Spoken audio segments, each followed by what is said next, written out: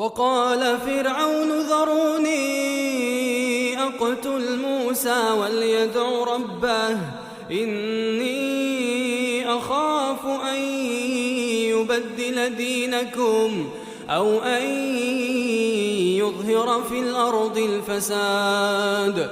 وقال موسى إني عذت بربي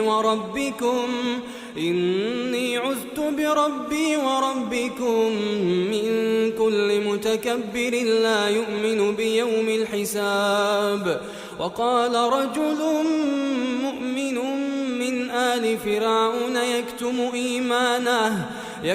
إيمانه أتقتلون رجلا أن يقول ربي الله